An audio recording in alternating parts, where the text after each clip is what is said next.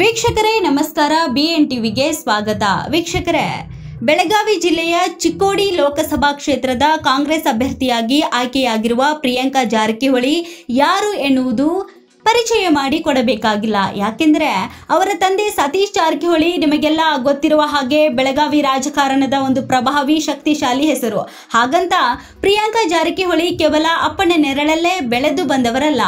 ರಾಜಕಾರಣಿಯ ಮನೆಯಲ್ಲಿ ಹುಟ್ಟಿದ ಮಾತ್ರಕ್ಕೆ ಎಲ್ಲರಿಗೂ ಕೂಡ ರಾಜಕಾರಣವನ್ನ ಅದರ ಜವಾಬ್ದಾರಿಯನ್ನು ನಿಭಾಯಿಸಿಕೊಂಡು ಹೋಗ್ತಾರೆ ಅನ್ನುವಂಥದ್ದನ್ನು ಕೂಡ ನಾವು ಹೇಳೋಕ್ಕಾಗಲ್ಲ. ತಮ್ಮದೇ ಆದ ಪ್ರತಿಭೆ ಶಕ್ತಿಯನ್ನು ಹೊಂದಿರಬೇಕಾಗಿರುತ್ತದೆ. ಹಾಗೆ ತಮ್ಮದೇ ಆದ ಶೈಲಿಯ ಮೂಲಕ ರಾಜಕಾರಣದ ಪಟ್ಟುಗಳನ್ನು ಕಲಿತುಕೊಂಡು ಅಖಾಡಕ್ಕೆ ಇಳಿದಿದ್ದಾರೆ ಪ್ರಿಯಾಂಕಾ ಜಾರಕಿಹೊಳಿ.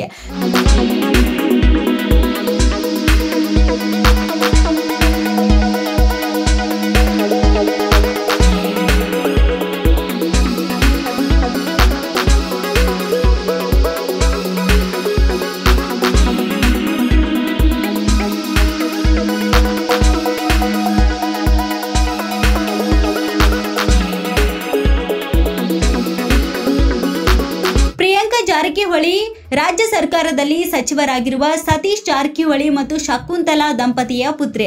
ಪ್ರಿಯಾಂಕಾ ಅವರಿಗೆ ರಾಹುಲ್ ಜಾರಕಿಹೊಳಿ ಎಂಬ ತಮ್ಮ ಇದ್ದಾರೆ. ಸತೀಶ್ ಜಾರಕಿಹೊಳಿ ಅವರು ತಮ್ಮ ಮಕ್ಕಳಿಗೆ ಪ್ರಿಯಾಂಕಾ ಮತ್ತು ರಾಹುಲ್ ಎಂಬ ಹೆಸರನ್ನು ಇಟ್ಟಿರುವುದರ ಹಿಂದೆ ರಾಜೀವ್ ಮತ್ತು ಸೋನಿಯಾ ಗಾಂಧಿ ಅವರ ಪ್ರಭಾವವಿದೆ ಎನ್ನಲಾಗಿದೆ.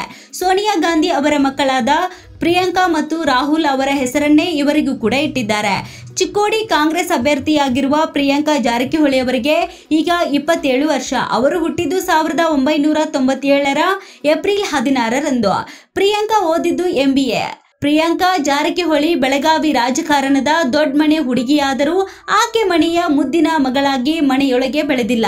MBA ವಿದ್ಯಾಭ್ಯಾಸದ ಮೂಲಕ ಅವರು ವ್ಯವಹಾರ ಚತುರತೆಯನ್ನು ಕೂಡ ಬೆಳೆಸಿಕೊಂಡಿದ್ದಾರೆ.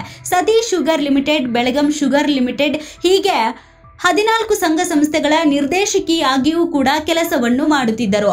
ಪ್ರಿಯಾಂಕಾ ಜಾರಕಿಹೊಳಿ ಅಪ್ಪನ ರಾಜಕೀಯ ನೋಡುತ್ತಾ ಬೆಳೆದವರು. ಕಾಂಗ್ರೆಸ್ನ ಪ್ರಾಥಮಿಕ ಸದಸ್ಯತ್ವವನ್ನು ಪಡೆದಿದ್ದಾರೆ.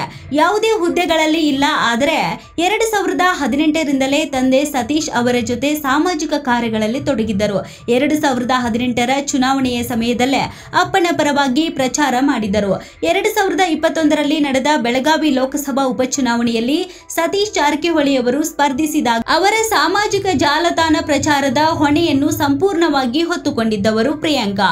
ಅದರ ಜೊತೆಗೆ ತಮ್ಮ ರಾಹುಲ್ ಅವರನ್ನು ಕರೆದುಕೊಂಡು ಊರೂರು ಸುತ್ತಿದ್ದರು. ಪ್ರಿಯಾಂಕಾ ಬಡವರ ಬಗ್ಗೆ ಕಾಳಜಿ ಹೊಂದಿರುವ ಹುಡುಗಿ. ಜನ ಕಲ್ಯಾಣಕ್ಕಾಗಿ NGOಗಳನ್ನು ನಡೆಸುತ್ತಿದ್ದಾರೆ. ಅದರ ಜೊತೆಗೆ ಪರಿಸರಕ್ಕಾಗಿಯೂ NGOಗಳನ್ನು ರಚನೆ ಮಾಡಿಕೊಂಡಿದ್ದಾರೆ. ಪ್ರಿಯಾಂಕಾ ಜಾರಕಿಹೊಳಿ ಜನರ ನಡುವೆ ಸಿಂಪಲ್ ಆಗಿ ವ್ಯವಹಾರವನ್ನ ಮಾಡ್ತಾರೆ. ಹೆಚ್ಚು ಒಡವೆ ಧರಿಸದೆ ಸಾಮಾನ್ಯವಾಗಿ ಇರ್ತಾರೆ. ಅಪ್ಪ ಎಂದರೆ ರಕ್ಷಣೆ, ಅಮ್ಮ ಎಂದರೆ ವಾತ್ಸಲ್ಯ ಎಂದೇ ವ್ಯಾಖ್ಯಾನಿಸಲಾಗುವ ಈ ಸಂಬಂಧದ ಬಗ್ಗೆ ಹೇಳುವುದು ಪ್ರತಿ ಮಗು ಅಪ್ಪನೊಂದಿಗೆ ಹೊಂದಿರುವ ಬಾಂಧವ್ಯವನ್ನು ಅನುಭವಕ್ಕೆ ಮಾತ್ರ ನಿಲುಕುವಂಥದ್ದು. ಅಮ್ಮ ಎಂಬ ಪದಕ್ಕಿರುವಷ್ಟೇ ಅನಂತ ವಿಸ್ತಾರ ಅಪ್ಪನೆಂಬ ಪದಕ್ಕೂ ಕೂಡ ಇದೆ.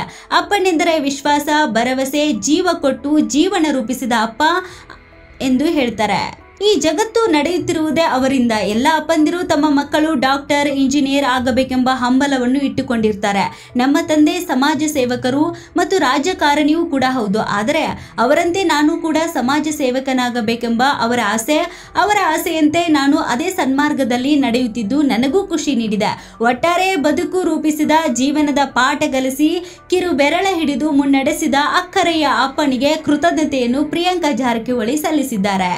ಪ್ರಿಯಾಂಕಾ ಜಾರಕಿಹೊಳಿ ಅವರು ನವದೆಹಲಿಯ ಸಂಸತ್ ಭವನದಲ್ಲಿ ಪ್ರಮಾಣ ವಚನವನ್ನು ಸ್ವೀಕರಿಸಿದರು. ಪ್ರಿಯಾಂಕಾ ಜಾರಕಿಹೊಳಿ ಅವರಿಗೆ ಲೋಕಸಭೆಯ ಹಂಗಾಮಿ ಸಭಾಧ್ಯಕ್ಷ ಮಹತಾಬ್ ಅವರು ಪ್ರತಿಜ್ಞಾ ವಿಧಿಯನ್ನು ಬೋಧಿಸಿದರು.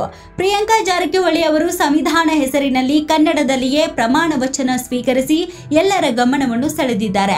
ಪ್ರಮಾಣ ವಚನ ಸ್ವೀಕಾರ ಬಳಿಕ ತಮ್ಮ ಸಾಮಾಜಿಕ ಜಾಲತಾಣಗಳಲ್ಲಿ ಖುಷಿ ವ್ಯಕ್ತಪಡಿಸಿದ ಅವರು 18ನೇ ಲೋಕಸಭೆಯ ಸದಸ್ಯೆಯಾಗಿ ಚಿಕ್ಕೋಡಿ ಲೋಕಸಭೆ ಕ್ಷೇತ್ರದ ಜನತೆಯ ಪ್ರತಿನಿಧಿಯಾಗಿ ಗೌರವಾನ್ವಿತ ಹಂಗಾಮಿ ಸಭಾಧ್ಯಕ್ಷರಾದಂತಹ ಮಹತಾಬ್ ಅವರ ಸಮಕ್ಷಮದಲ್ಲಿ ನನ್ನ ಮಾತೃಭಾಷೆಯಾದ ಕನ್ನಡದಲ್ಲೇ ಪ್ರಮಾಣ ವಚನವನ್ನು ಸ್ವೀಕರಿಸಿದ್ದೇನೆ. ಈ ಧನ್ಯತೆಯ ಕ್ಷಣಕ್ಕೆ ಕಾರಣೀಕರ್ತರಾದ ಚಿಕ್ಕೋಡಿ ಲೋಕಸಭೆ ಕ್ಷೇತ್ರದ ಎಲ್ಲಾ ಸರ್ವರಿಗೂ ಹಾಗೂ ಸಮಸ್ತ ಕನ್ನಡಿಗರಿಗೆ ಅನಂತ ಧನ್ಯವಾದಗಳನ್ನು ಅರ್ಪಿಸುತ್ತೇನೆ ಎಂದು ತಿಳಿಸಿದ್ದಾರೆ. ಅಭಿವೃದ್ಧಿ ಮೂಲಮಂತ್ರ ಎಂದ ಸಂಸದೆ ಪ್ರಿಯಾಂಕಾ ಅತ್ಯಂತ ಕಿರಿಯ ವಯಸ್ಸಿನಲ್ಲಿ ಜನಸೇವೆ ಮಾಡುವ ಅವಕಾಶ ನನಗೆ ದೊರಕಿದೆ. ರಾಜಕೀಯ ಅನುಭವ ಇರುವ ಸಂಸದರೊಂದಿಗೆ ಕಾರ್ಯನಿರ್ವಹಿಸುವ ಅವಕಾಶ ದೊರಕಿರುವುದು ನನಗೆ ಹೆಮ್ಮೆ ತಂದಿದೆ.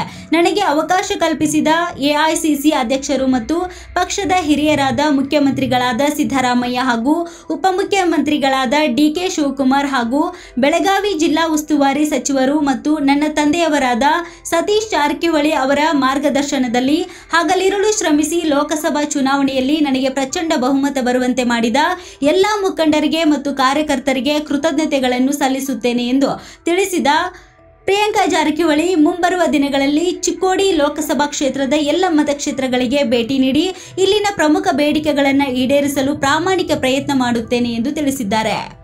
ಚಿಕ್ಕೋಡಿ ಭಾಗದಲ್ಲಿ ಪ್ರಭಾವ ಹೊಂದಿರುವ ಜಾರಕಿಹೊಳಿ ಕುಟುಂಬದ ಸತೀಶ್ ಜಾರಕಿಹೊಳಿ ಅವರ ಪುತ್ರಿ ಪ್ರಿಯಾಂಕಾ ಜಾರಕಿಹೊಳಿ ಕಾಂಗ್ರೆಸ್ ಪಕ್ಷವು ಒಮ್ಮತದಿಂದ ಹೊಸ ಮುಖವನ್ನು ಕಣಕ್ಕಿಳಿಸಿತ್ತು. ಪ್ರಿಯಾಂಕಾ ಇದೇ ಮೊದಲ ಬಾರಿಗೆ ಚುನಾವಣೆಯನ್ನು ಎದುರಿಸಿ ಕೌಟುಂಬಿಕ ಹಿನ್ನೆಲೆ ಹಾಗೂ ಪ್ರಾಬಲ್ಯದೊಂದಿಗೆ ಜಯವನ್ನು ಸಾಧಿಸಿದ್ದಾರೆ. ಹಲವು ವರ್ಷಗಳಲ್ಲಿ ತಮ್ಮ ಪ್ರದೇಶಗಳಿಗೆ ಭೇಟಿ ನೀಡಿದ ಮೊದಲ ಮಹಿಳಾ ರಾಜಕಾರಣಿ ನಾನು ಎಂದು ಕೆಲವು ಗೃಹಿಣಿಯರು ನನಗೆ ಹೇಳಿದ್ದಾರೆ.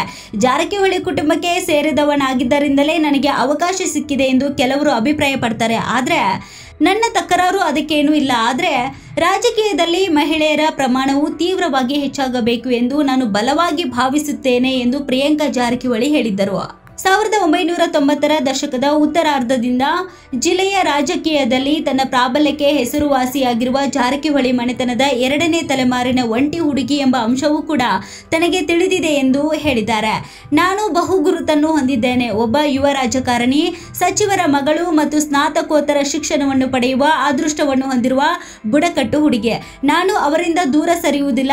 ಆದರೆ ನಂತರ ಒಬ್ಬ ಒಳ್ಳೆಯ ಅಥವಾ ಸಮರ್ಥ ನಾಯಕಿ ಆಗಲು ನೀವು ನಿಮ್ಮನ್ನು ಸಾಬೀತುಪಡಿಸಬೇಕು. ಇದು ರಾಜಕೀಯದಲ್ಲಿರುವ ಮಹಿಳೆಯರಿಗೂ ಅನ್ವಯಿಸುತ್ತದೆ ಎಂದು ಹೇಳಿದರು. ಗ್ರಾಮೀಣ ಮತ್ತು ನಗರ ಸ್ಥಳೀಯ ಸಂಸ್ಥೆಗಳಲ್ಲಿ ಮಹಿಳೆಯರಿಗೆ ಮೀಸಲಾತಿ ಒದಗಿಸುವ ಪರಿಣಾಮವನ್ನು ಸಾಮಾನ್ಯ ಜನರು ತಿಳಿದುಕೊಳ್ಳಲು ಬಯಸಬಹುದು. ರಾಜಕೀಯ ಕುಟುಂಬಗಳ ಮಹಿಳೆಯರು ಸ್ವತಂತ್ರ ನಿರ್ಧಾರಗಳನ್ನು ತೆಗೆದುಕೊಳ್ಳುವ ಬದಲು ಕುಟುಂಬದ ಪುರುಷರ ಮಾತನ್ನು ಕೇಳುತ್ತಾರೆ ಎಂದು ಕೆಲವರು ಹೇಳುತ್ತಾರೆ. ಇಂತಹ ಪ್ರಶ್ನೆಗಳಿಗೆ ಜನಸೇವೆ ಮಾಡುವ ಅವಕಾಶ ಪಡೆದಿರುವ ಮಹಿಳೆಯರು ಉತ್ತರಿಸಬೇಕಾಗಿದೆ ಎಂದಿದ್ದರು.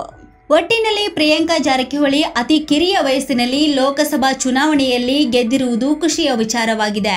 ಮತ್ತಷ್ಟು ಸುದ್ದಿಗಳಿಗಾಗಿ ನೋಡ್ತಾ ಇರಿ BN TV, ಇದು ನಿಮ್ಮ ಧ್ವನಿ.